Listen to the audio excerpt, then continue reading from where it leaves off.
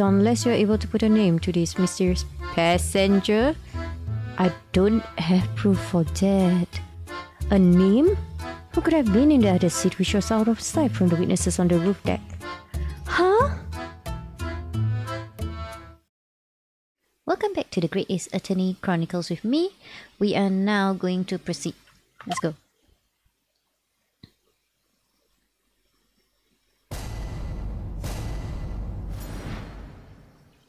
The jurors contentious. Yeah, let's hear from you all. What you got to say? You have to justify. There was no one else inside the carriage at the time, so it has to have been him. I trust the driver. He has an excellent memory, it seems. For passengers with fares totaling 20 pence. So, in total, 20 pence. Oh, so 5 pence per person, I guess. Right. Okay. He stuck the chap next to him just like this. Brazen, I must say. Absolutely brazen. I have simply typed and collated all the statements made thus far and drawn the logical conclusion. You can trust the guilt. Fair fares is our motto. We haven't raised prices over 4 pence for years. You know, I just did my calculation just now, right? Just a few seconds ago. So, we'll have to talk about this in a while, okay? The scoundrel stabbing the poor man on the floor. It begged disbelief. I'm starting to wish I hadn't pushed for this now. No, we'll be fine. We'll be fine. I know my math. I know simple math. Some of the jurors don't seem to have wonderfully formed arguments though, do they? Yeah. Well, let's see what we can do. We need to get these 6 people to change their minds. I'll have to throw everything I can at them and use some very persuasive language. Uh-huh. Just a moment, Mr. Naruhodo. According to my book, that's not quite how it works. Whoa. Now what? Oh? I thought I was going to have to thaw their icy minds with some heartwarming rhetoric about the defendant. Oh. He got the wrong impression. Unfortunately. Once the jurors have decided the defendant is guilty, they are unlikely to heed anything the defense says. Then, so what do we do? But then... They've reached their conclusions by their own reasoning, you see. Your pleas will sound like excuses. Of course, we need to point out what they did wrong. In fact, it could recoil on you. The more you try to persuade them, the more entrenched they may become. Is that a function? Is recoil a function? Then what on earth am I supposed to do? Oh dear, I'm just citing what I've read about British law, Mr. Naruhodo. Right, I'm sorry. Do you have any idea how to make this work then? Come on, Susato, you're smart. Well, from what I can understand, the key to this procedure is using the jurors' own words to make your arguments so contradict them, right? What do you mean? Well, the 6 members of the jury are randomly selected members of the public. They may appear to present a united front, but the truth is, they are complete strangers who just happen to find themselves here in the courtroom together. And that's the way to break them down, you mean? Yes, exactly. So can I take one contradiction on that side and one concentration on this side and then I put them together? And if I put them together, you need it to contradict? Is that a thing? We must listen very carefully to what each member of the jury says and see if we can identify any... yeah! If we can, we then contrast it. Ooh! So we can. We then contrast the statements. I need to stop pointing at the webcam. It might just block my... block the camera from detecting my movements. And pit the corresponding jurors against each other. I see. So it's contradictions in what 2 or more jurors say that we're looking for, yeah. In a way then, this is similar to a regular cross-examination. Oh, yes, I suppose you're right. Let's go. find contradictions in their statements and pit the jurors against one another to break them down. Alright, I might be able to pull this off. No, that's not right. Slap that face. I have to pull this off. Can we start proceedings, counsel? I would ask you to take the stand for this. I'm expecting a clear and concise rebuttal. Yes, my lord. Oh, are we just standing there with the katana in our hands? Okay. I'm not sure we are allowed to do such a thing, but alright. What's the katana's name again? Karuma? The defense's rebuttal. There was no one else inside the carriage at the time, so it has to have been him. I trust the driver. He has an excellent memory, it seems. 4 passengers with fares to wait. Do it, press. Pete, press. Wait, can I just press? Will it recoil? I don't know. Hold it! We'll find out. But does his ability to recall his takings that night really tell us how trustworthy the man is? I manage all his lordship's cash affairs, so I'm very particular when it comes to accounts. So, are you an accountant then? In a way. I see. A single penny can mean the difference between life and death after all, can't it? That's a saying in your country? My point is, a man who minds his figures is a man you can trust. Those of us in service would swear to that, sir. Does that bench really need any more polishing? So if the good driver says that he saw Mr. Beck gilded in the egg, I don't doubt him. The only task left to do today is disposing of the rubbish. Now wait a minute. One of the other jurors mentioned something about money, I think. Yeah. Now would be a very good time to listen carefully to the jurors' statements again, Mr. Naruhodo. If you notice an inconsistency in what the truth beating, yes, okay. I just want to press. I'm just curious. Let me just press on the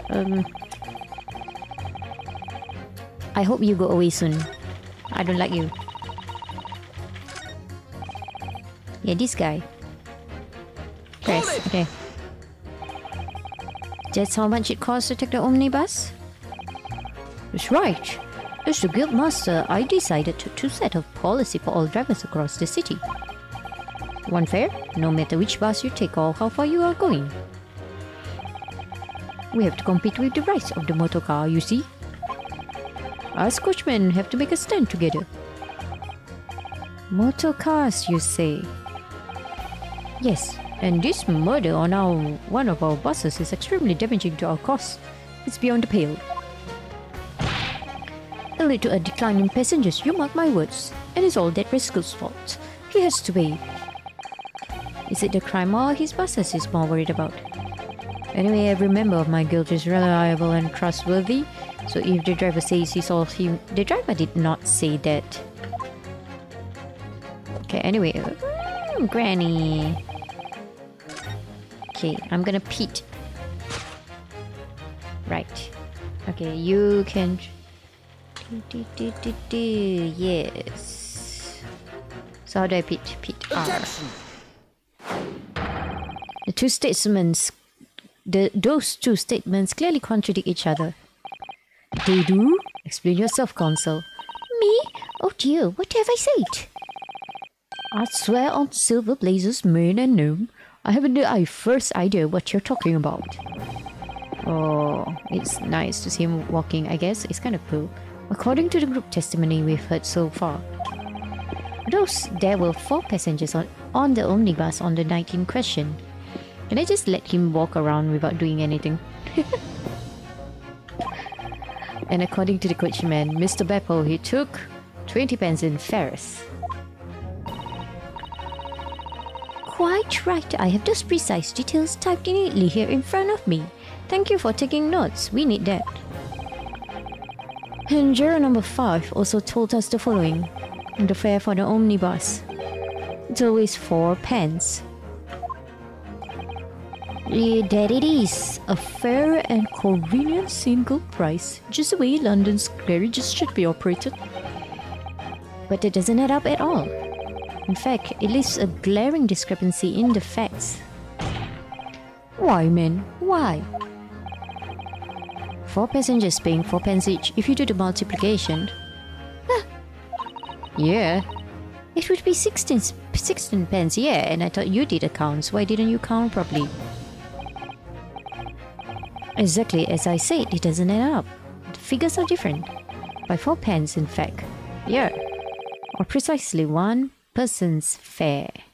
You know, I have an idea. You know, when we checked the coach, there was a seat that could be lifted, right? It could probably fit a small person. 1 person's fare. Yes, in other words, on the omnibus that night.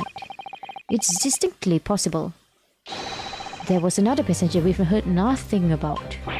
It was Phoenix, right? Just saying, yeah. This can't be right. The coachmen of the guild are good, honest men.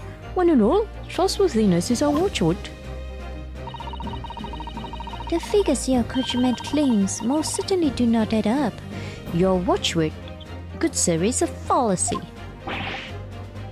I beg your pardon. Mr. Guildmaster, I think you ought to consider that if this trial were to end now, the news will surely spread all over London. Yeah, we got him. The news that one of your coachmen tried to hide the fact that he lets nefarious characters ride his omnibus. Alright then, how do I make it so this miserable trial doesn't end, huh? Magically take away your fire back. Take it back. Take it back. Well, according to my book here, you simply launch a ball of fire onto the innocent side of the set of skills. Now hold your horses there, coachman. We were all in agreement. Why? It is something. It advanced by itself, I think. Wait till I get my hands on you, Beppo. I think he is... But I think Beppo is not at fault though. I mean, in a way he is, but not on purpose. I think he forgot he has 1 more passenger. That's what it is, isn't it? Let's go. Yeah. Wow, this is all very irritating. Begging your pardon, sir, I'm going to do the same. Yeah, good on you.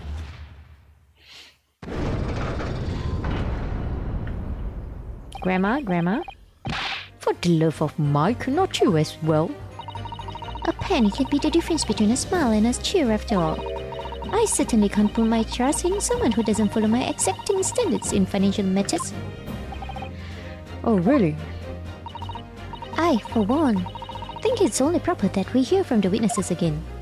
Yay! Oh, well done, Mr. Naruhodo, you did it! If we can manage to change 2 more jurors' minds, we can force the trial to continue.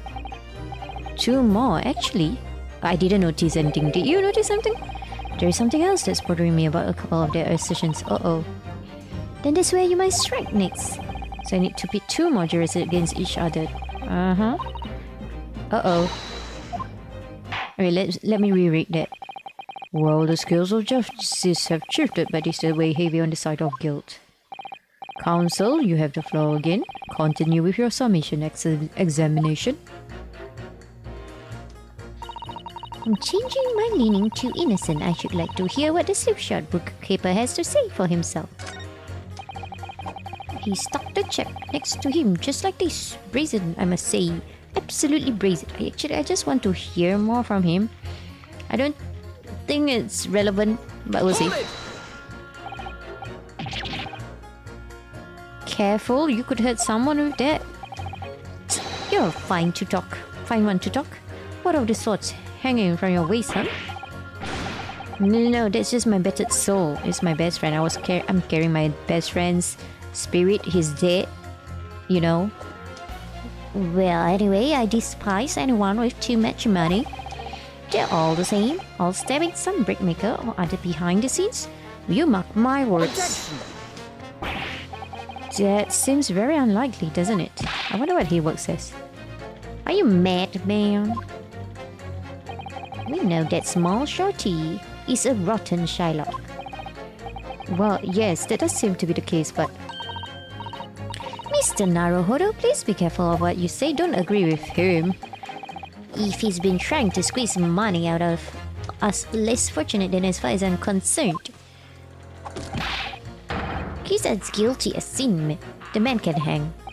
I don't know, this guy looks pretty criminal himself. Come to think of it, didn't one of the other jurors have something to say about the defendant's underhand activities? Wait. Did they? Granny? Stabbing that poor man on the floor. Granny?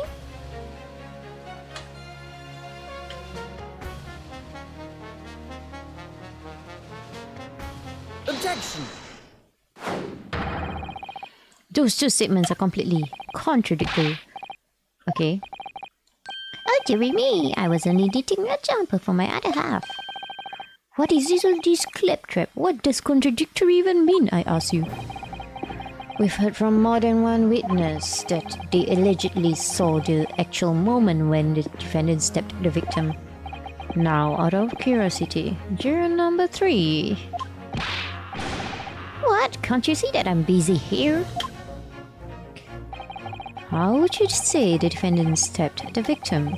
What sort of motion was it? Want to test me, do you? You would like this, stuck the fellow next to him without even getting up, just like the prim banker said. Yes, that was Mr. Fairpley's testimony, quite true. Now then, juror number 6. Oh, is it me, is it? What can I do for you, young man? How would you say the defendant stabbed the victim, madam? Oh, well, dear, as far as I understand it, it was like this. He stabbed the poor man after he'd collapsed on the floor. The coachman said so.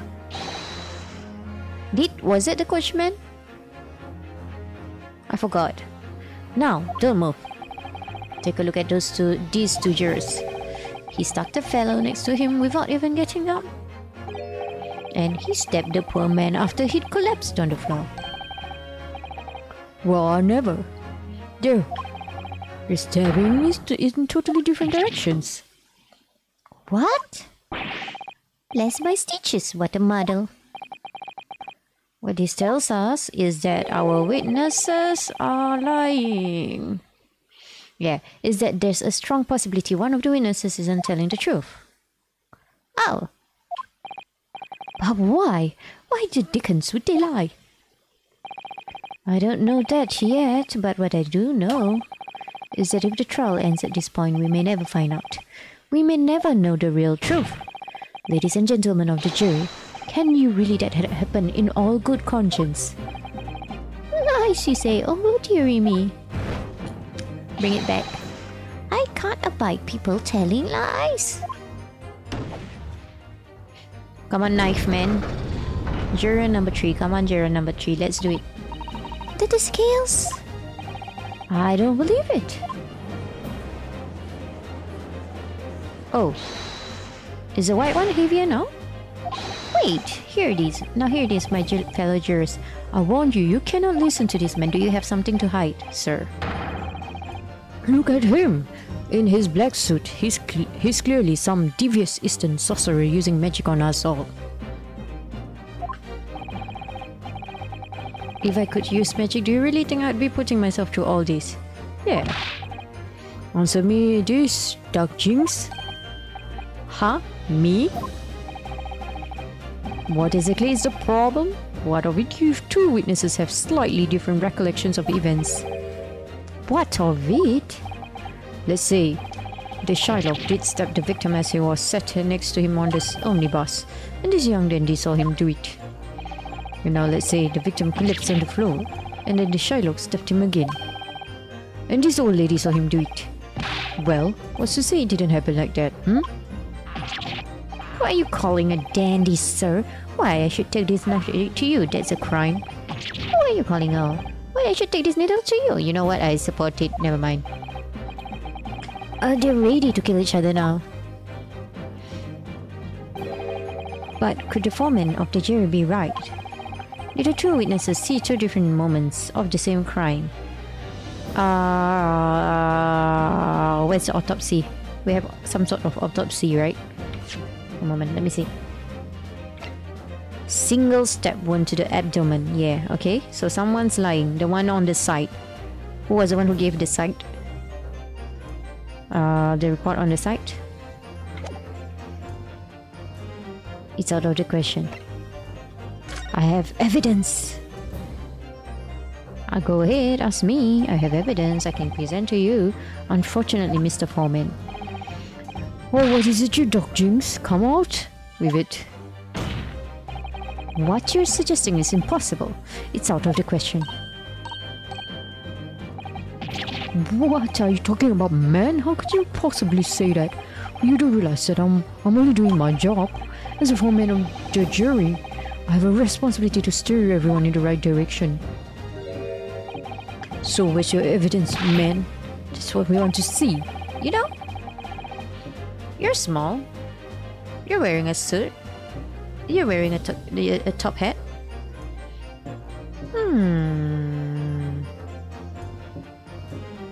I say the two witnesses saw two different moments of the same crime. If you say that's out of the question, show me some proof.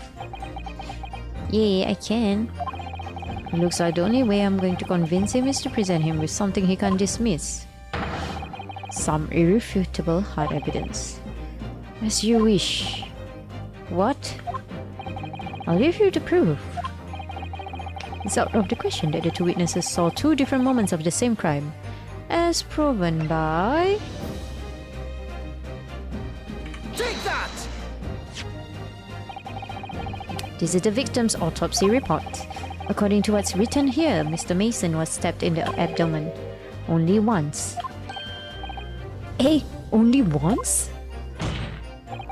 It's quite simple. I guess he can't be the... I'm suspecting juror number 1, but I guess he can't be. He looks too surprised. It's quite simple. The victim was stabbed precisely one time, which means these witnesses can't possibly have seen it happen 2 different times.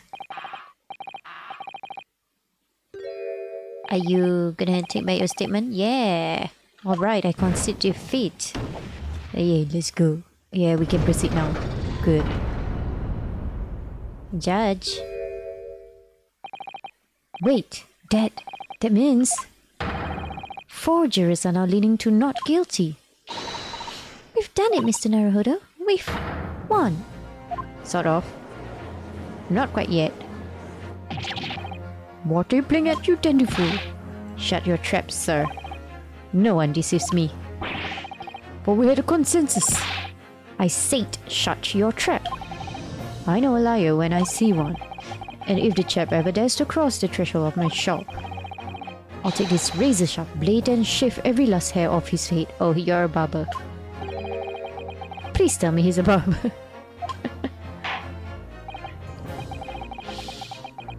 Well, in a quite remarkable turn of events, the defense's submission examination has flipped the balance of the scales of justice. The jurors now stand at 2 for guilty and 4 for not guilty. Accordingly, there is no longer a large enough majority among the jury for me to adjudicate, and the trial must continue.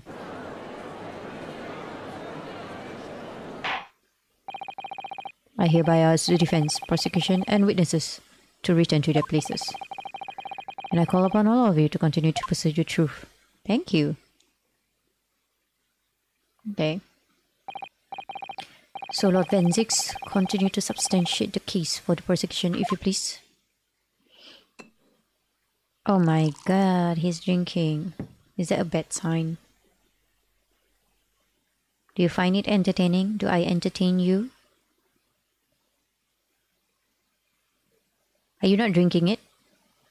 Ah! Having savoured the rich aroma of the carmine contents of this hallowed chalice, it may seem crass to crush it to dust. Pray forgive the discourtesy. Lord Van Zux! Is it cold in here or is it just me? Why is it so pale? He likes colour. He needs to go out into the sun more, I think. As your antiquated tomb no doubt... Is it tomb or tome? Tome no doubt says, the prosecution may not speak during a submission examination. So I honoured a deathly silence and listened to the charade. It seems I overestimated the intelligence of the jury. Well, no matter. There is nothing so hard to prove as the self-evident truth, it would seem. No, and why else would we grace the courtroom with our presence after all? What's the slow zoom in for? So, let us proceed to the next round of battle. Finally, he took off that cloak. It's so... It was like so in the way. Bring forth the witnesses once more.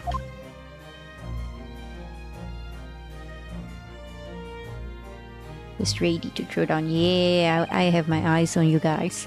Witnesses. I trust you heard the summation examination we have just had to endure. Oh, yes, sir, that I did, sir.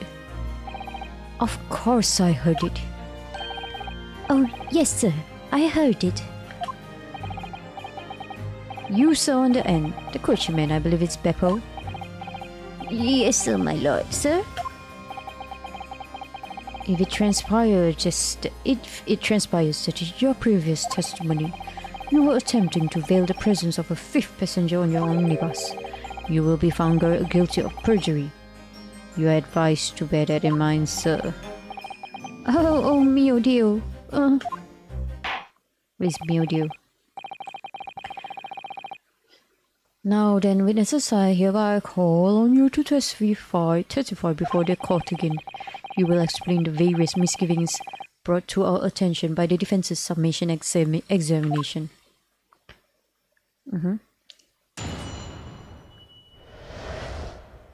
Various misgivings?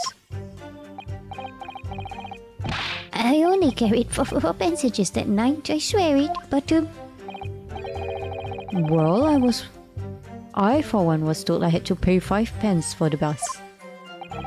he fiddled us on the fare, he did. And then I saw that blood-curdling sight as well. It's all too much. I tell you, I saw Meg Gilded stabbing that man. Everything I said before stands. Yes, he stabbed him. Yes, he did. I think so, yes. You're not sure. Also, you asked them to pay 5 pence. But you know what? He deserves it. It was a very cold night. Like 4 pence, not worth it. I think you all should revise your prices. For bad weather. Or for late nights at least. Counsel, make sense of this for me, please. The phantom fifth passenger conjured into existence by my learned instant friend never existed.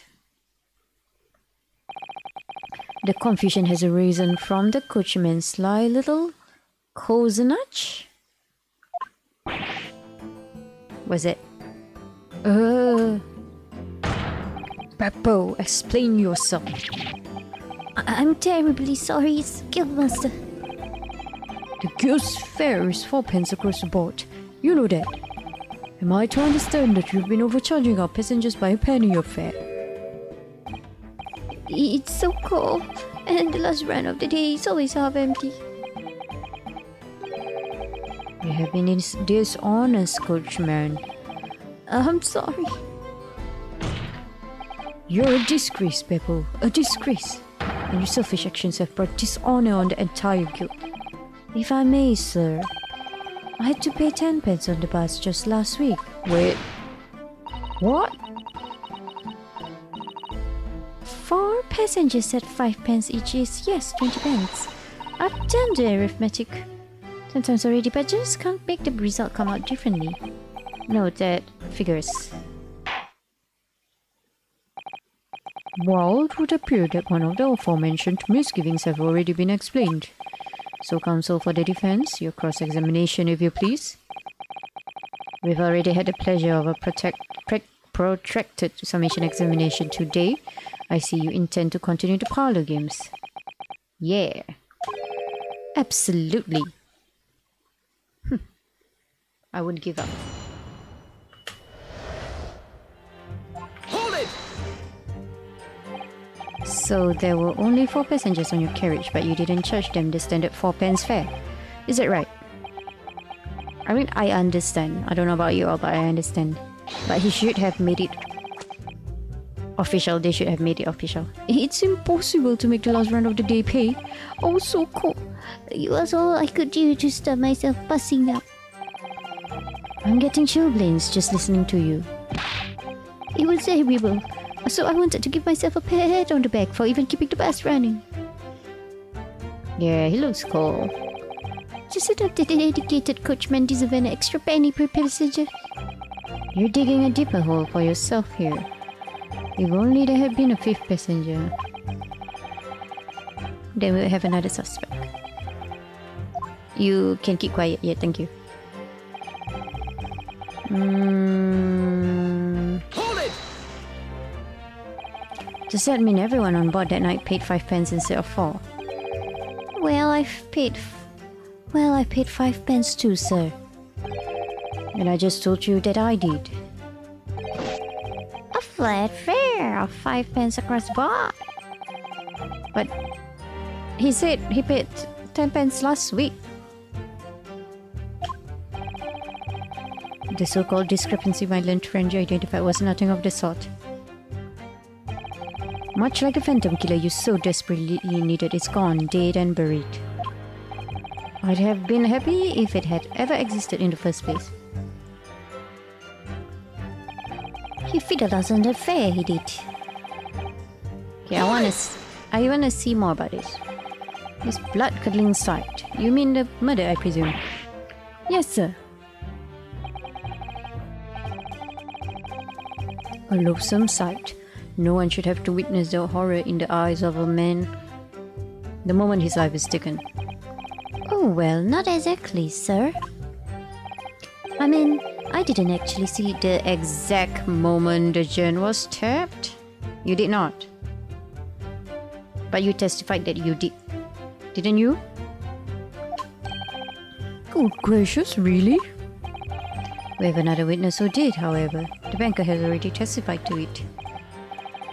But Mr. First didn't actually see the point at which the victim was killed. That may turn out to be very significant. I heard the banker gent next to me take a sharp intake of breath. See? That's when I looked through the glass.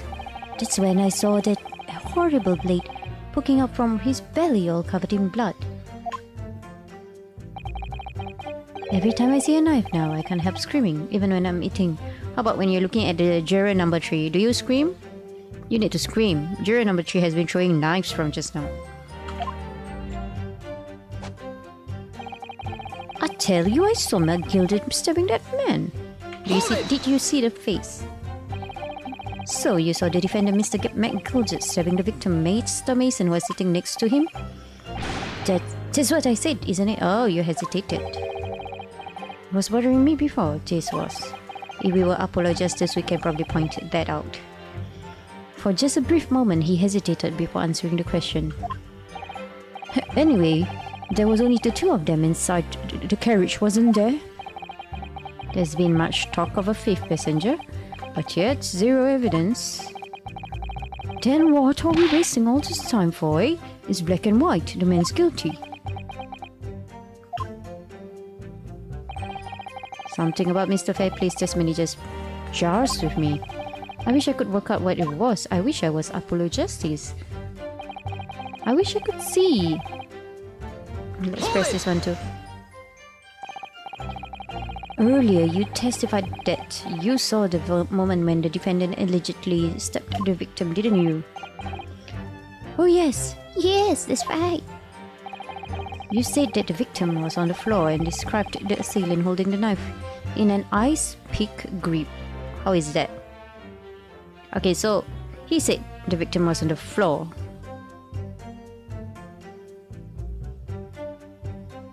How strange. Wait.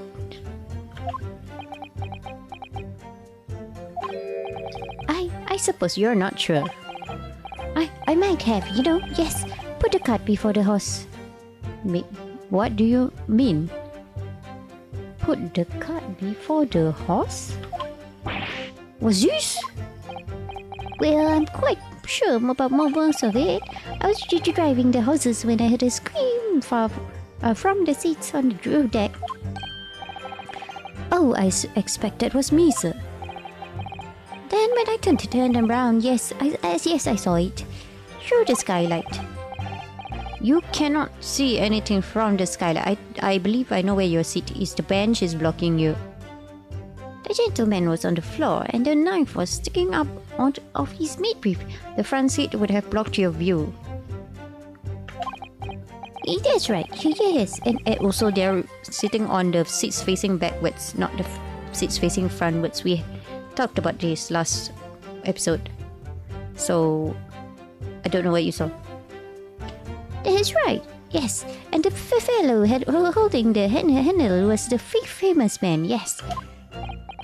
So in short, you didn't see the moment when the victim was actually stabbed at all. I really thought that I did, but when I go over it again in my head, no, I suppose I didn't actually see the precise moment. Ah. In fact, now that I come to think of it, I remember myself it already happened when I heard the scream. Ah, of course. That goes without saying. But I really wish he had said it earlier. The autopsy report makes it quite clear that the victim was stabbed only once, which means the banker was witness to the fatal wound that ended Mr. Mason's life. Okay. Not long ago, this trial very nearly came to an end. Somehow we've managed to keep our chances alive here. I can't waste this cross-examination. I have to use it to bring some new facts to light.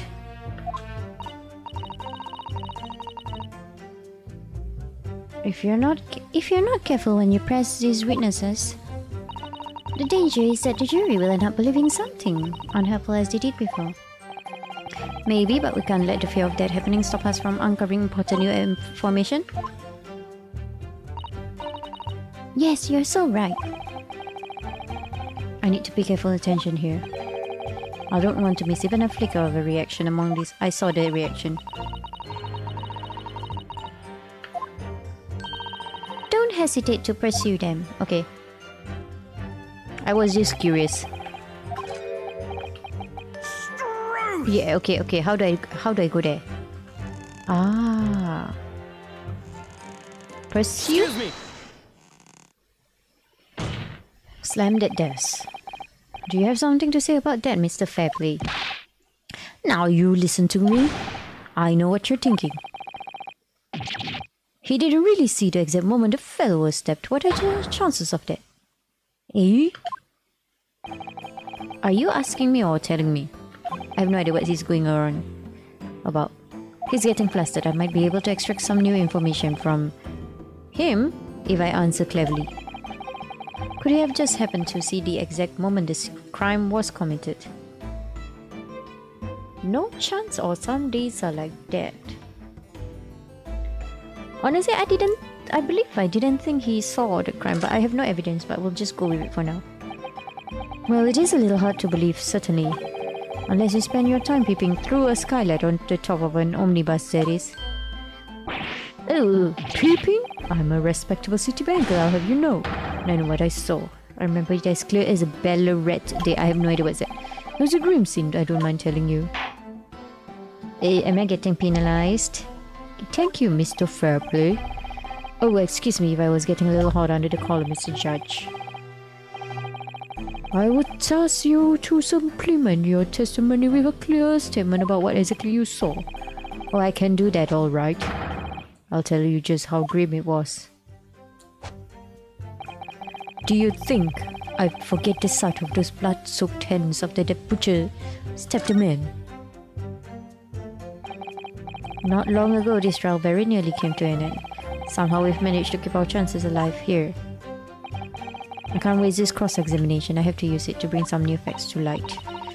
Maybe not. Wait. Did I pick the wrong option?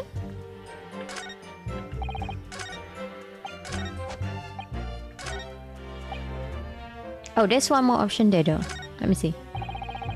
Do you think I'd forget the sight of those blood-soaked hands? Sir, Sir, I made a point much earlier. I made an observation, sir. Objection!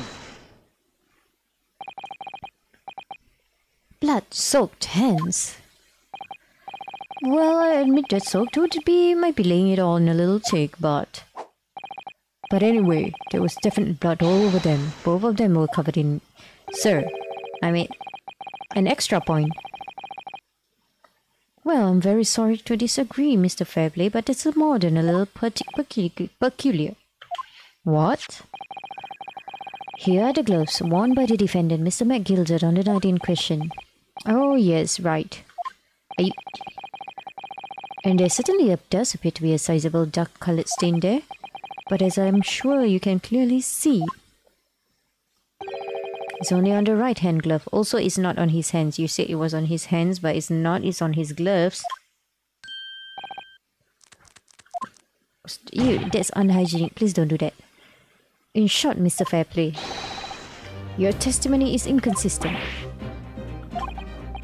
But no, that can't be right.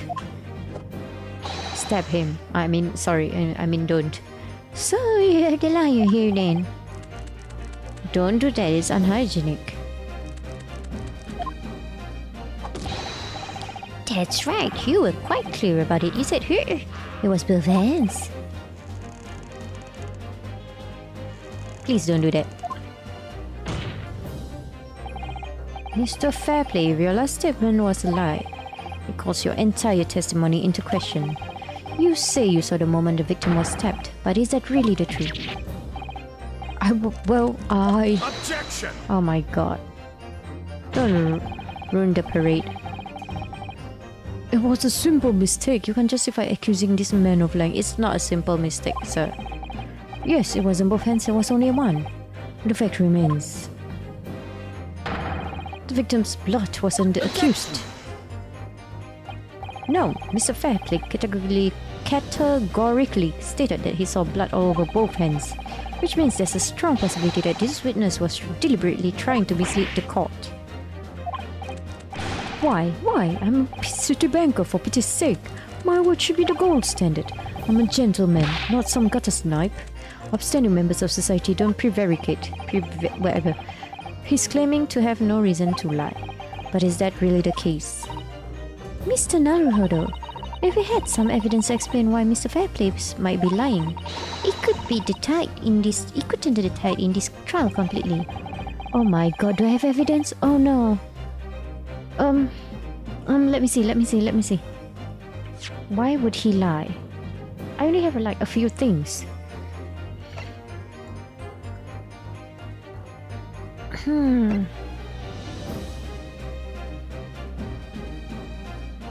Wait, I have an idea. Can we see this? Portfolio must contain. Yeah. Can I see this? Yes.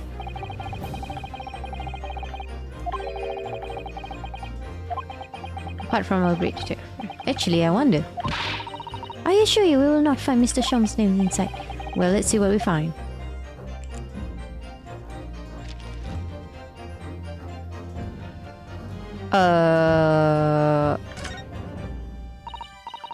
Gosh, it's crammed full of gentlemen's names, isn't it?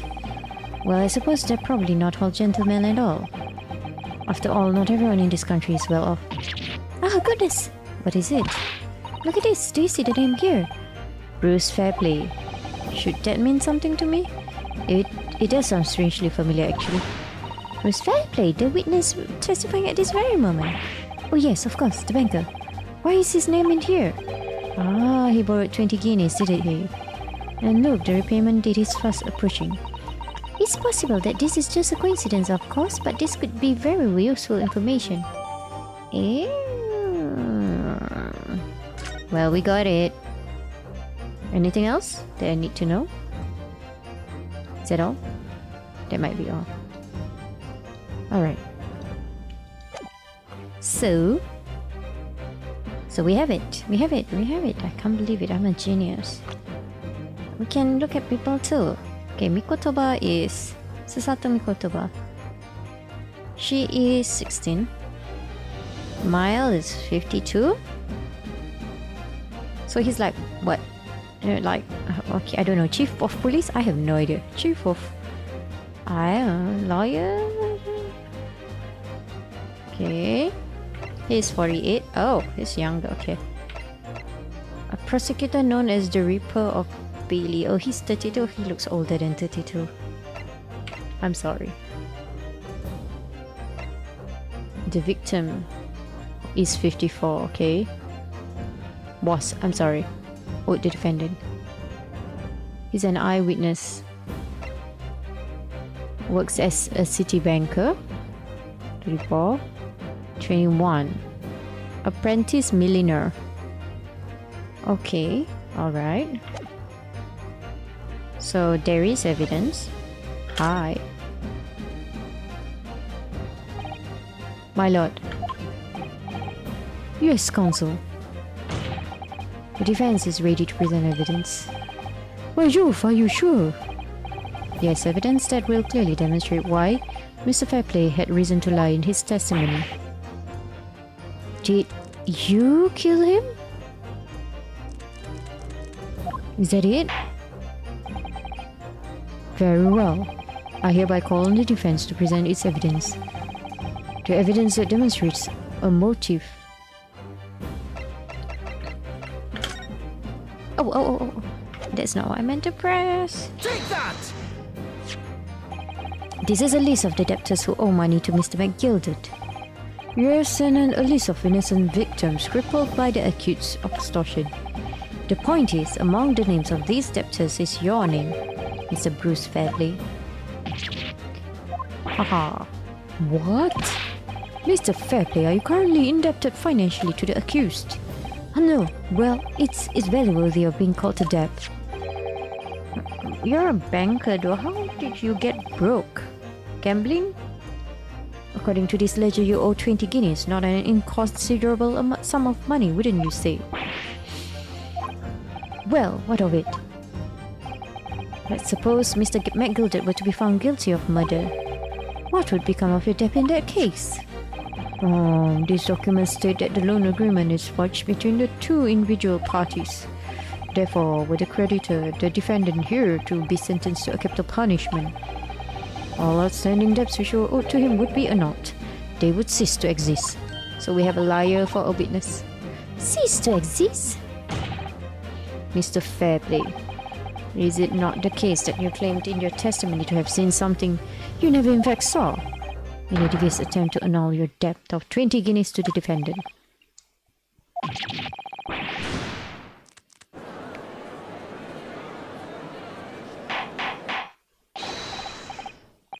Order.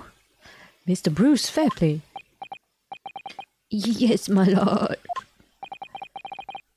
Let me ask you again. Be aware that your answer may have the most serious implications upon your futures, sir.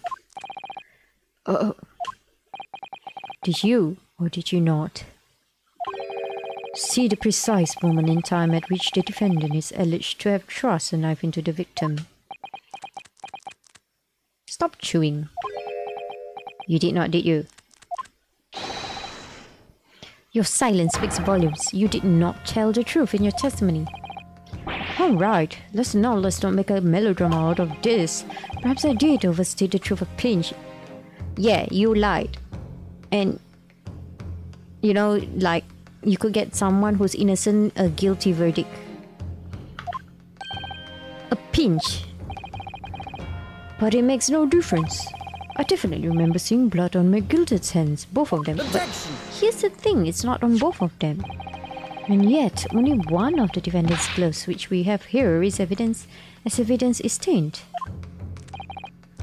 So you keep saying. Do you have something to say? I wonder if I might be allowed to speak, sir. Go ahead, Mr. First. Well, the thing is, I think I remember seeing it myself. As it happens. What do you mean? Seeing what? The blood, sir, on the assailant's hands. I think, yes. Yes, I'm almost sure that it was on both of his hands. Not just one. What? Yeah, so like I said, there might have been someone hiding under the seats. What? Why are you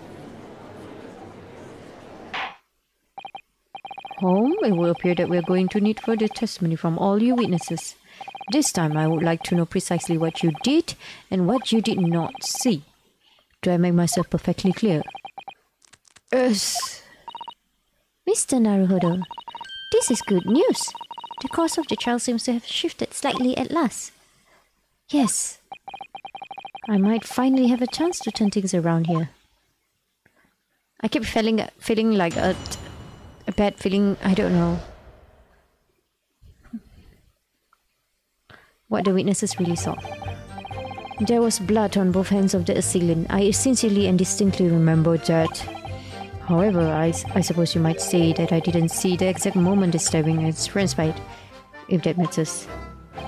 I remember seeing the knife, and I remember seeing both of the attackers' hands with blood on them. I didn't actually see anything myself, no. Not until I heard the scream. Anyway, the fact remains, there can't have been anyone else inside the carriage, or we all would have seen. Yes, actually there is a way. Is that gonna come up now? Well, lo and behold, in truth of fact, not one of you was witness to the crucial moment the crime was perpetrated. I apologize, my lord, but honestly, there was no one else inside that carriage. The man's hands were covered in blood. That much incriminating evidence is tantamount to saying we saw the man do it. No, that's really not what testimony is about. Let us examine the interior of the omnibus once. Oh, you're gonna just give it to me? Go ahead. The victim's fresh blood is clearly visible on the seat. I have something to say about this. Like, if you get stabbed on the stomach, would it be on the... Okay. This might be overthinking it. I sometimes do that. But if the blood is on the seat... But you got stabbed on the stomach. Wouldn't there be like your legs preventing the blood from being there? This is too much blood actually. Like even if there were to be like a bit of blood. Yeah, as in if there were to be blood, it will only be a bit of blood. This is a lot. Because your legs will be in the way, like if the blood drips down from your stomach. Is that weird? Is that too much thinking? Am I overthinking it? Okay. In other words, there is no substantial nor significant change in the facts of the case.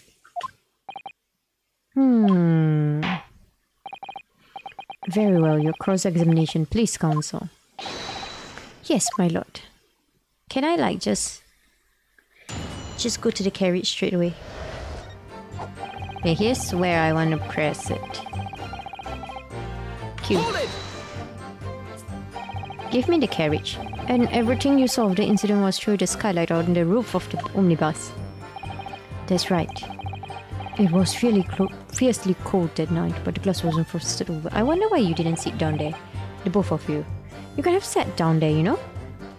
Oh yes, I remember. I was shivering. It was so bitter. Which rather begs the question of why the pair of you were sitting on the roof deck in the first place. Yeah. Well, I don't know about this young fellow, but I couldn't enter the cabin. Why not? Oh, why not? It was locked from the inside. I tried knocking, but no one opened the door. It was locked? That's right, and it's a public bus service, for pity's sake. That's not what I call fair play. What do you have to say? Yes, I had the exactly the same experience. I tried knocking, but the gent inside just gestured at me to clear off. So I had no choice but to climb up to the roof deck and look down longingly into the warm cabin below. I see. Well, I can assure you I wasn't just looking down, I was glaring long and hard. And that's precisely why I can tell you with absolute confidence that if there was anyone else in that cabin, I would have noticed. Unequivocal, I would say. I'm not sure about these two witnesses. Could they really have seen everything inside the cabin through the skylight?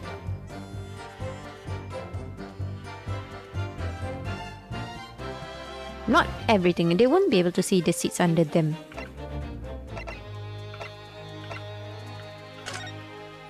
Right? Allow me to confirm one thing, Mr. Fairplay. You were riding this omnibus when witnessed the events in the cabin through the skylight in the floor of the upper deck. Is that right? That's right, yes. In that case, he's gonna ask where you were sitting. Oh no, never mind. There is a portion of the cabin interior that would have been out of sight from you. What? Yeah. By golly? Really?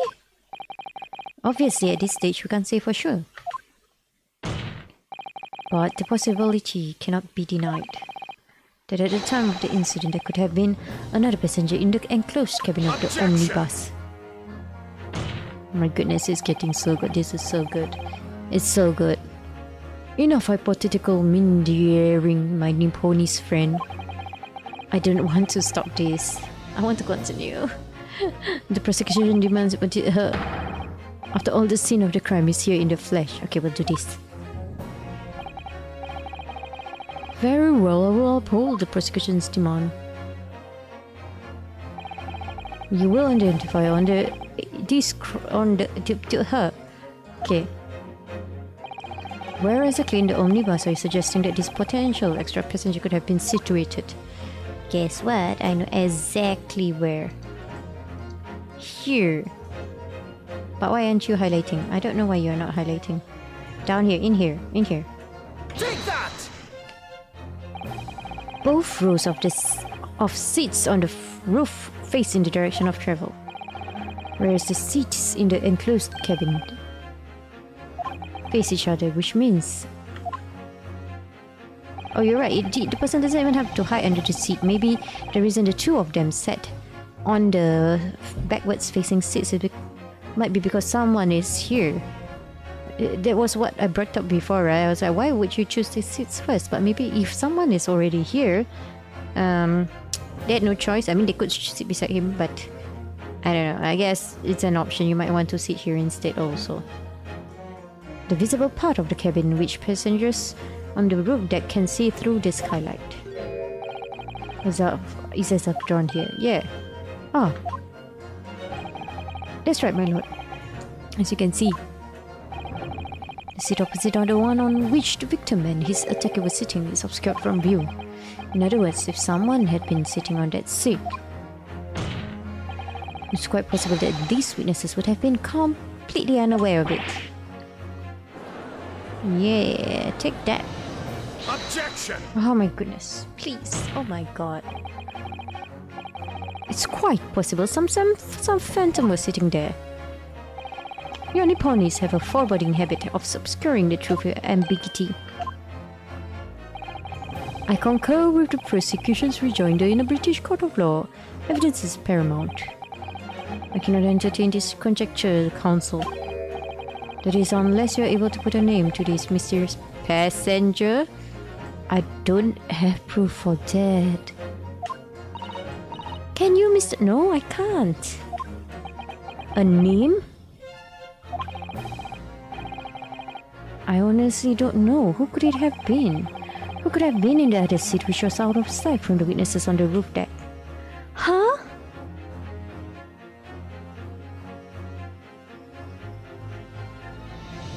Are you kidding me? People?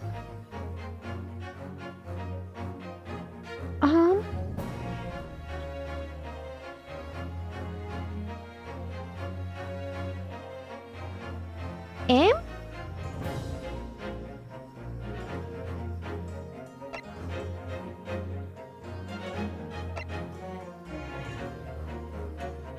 I have zero idea.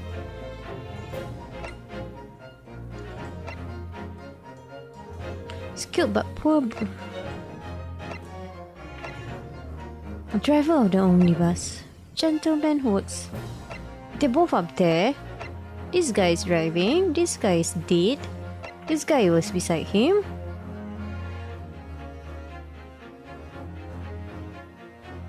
This guy is nowhere.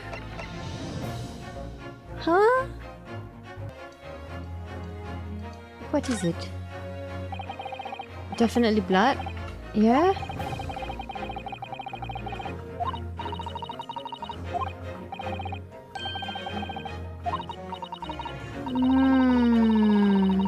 Oh, okay. Pity, if only he'd been left-handed. Okay, true. I just don't really like blades.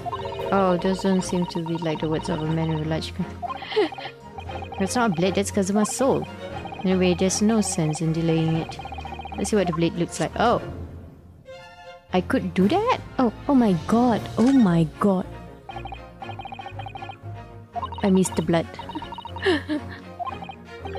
An Englishman's blood look a lot like just... Yeah, they're all braid. Sorry, it's just that we've only just arrived here in Great Britain. I'm finding it a little hard to adjust. There's a horse here.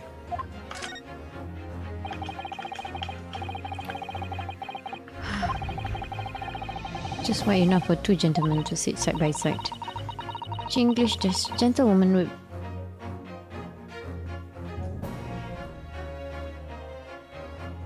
Of course, an English gentlewoman would be dressed in such finery.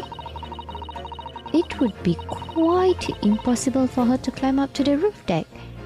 So she would have to be seated in here.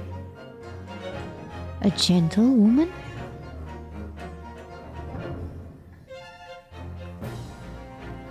A gentlewoman? A woman in a kimono would have the same problem. Women's clothes are very impractical, aren't they? But we have no proof. Okay, what if I tell you all? So I have an inkling, but I have no idea. What if I try that? I understand, my lord. The defense would like to put forward a name. Oh, sorry, I forgot we had to put a name. Oh my god. No. That response was a desperate attempt by a man who has no notion of his own limitations. A toast to hard lessons not yet learned. Let us not delay, counsel. The defense is still to name the passenger in the other seat. This could be it. This could be the chance I've been waiting for to turn the trial in my favor. On that night, on the night of the murder, the person occupying the seat in the... Oh no, uh-oh. We don't have a woman, except for Susato.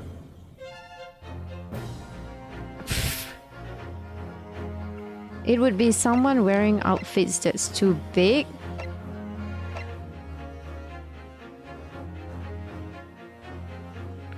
Could be Magnus. Magnus could have been sleeping. I'm right, right? So, if the victim was sitting beside the murderer, and if the murderer isn't Magnus, then, but Magnus is still in the carriage, then Magnus would be sitting there. Is that it? Is that it? Take that!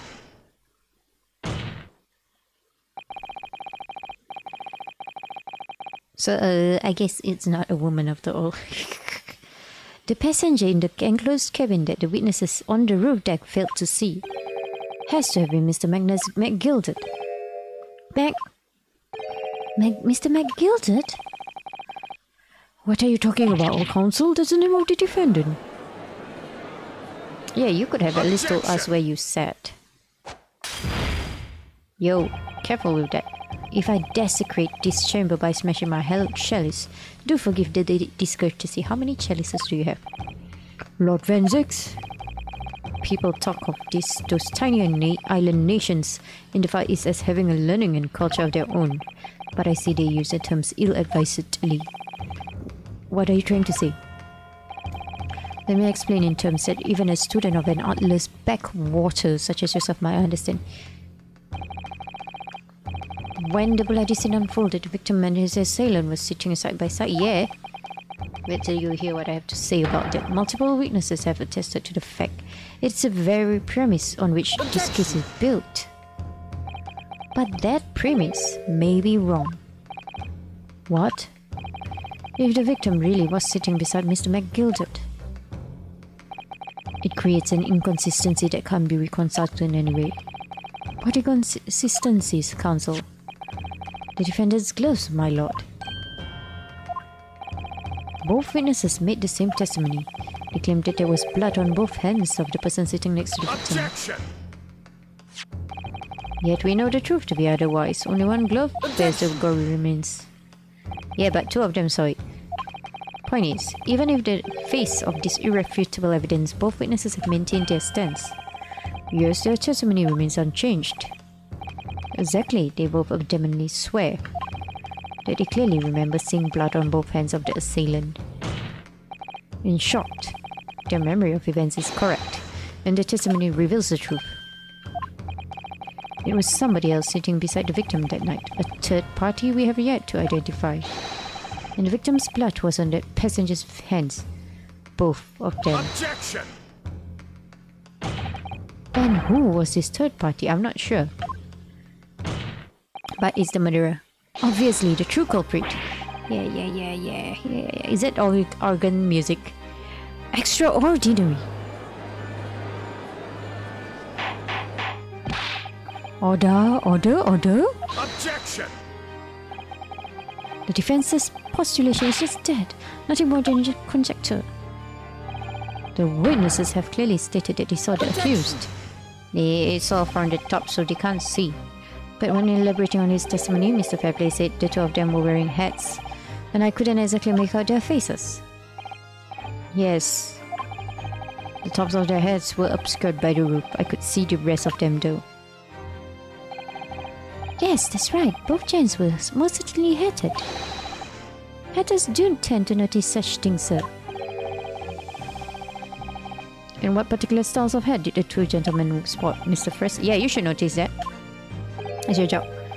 I'm afraid I don't remember. Are you kidding me? And you call yourself a hatter? Yeah. Style of hat makes no difference. There was no third passenger in that cabin. How can you be so sure? Because if there had been, the accused, Mr. McGilder, would undoubtedly have offered to dispose the fact. But he was asleep.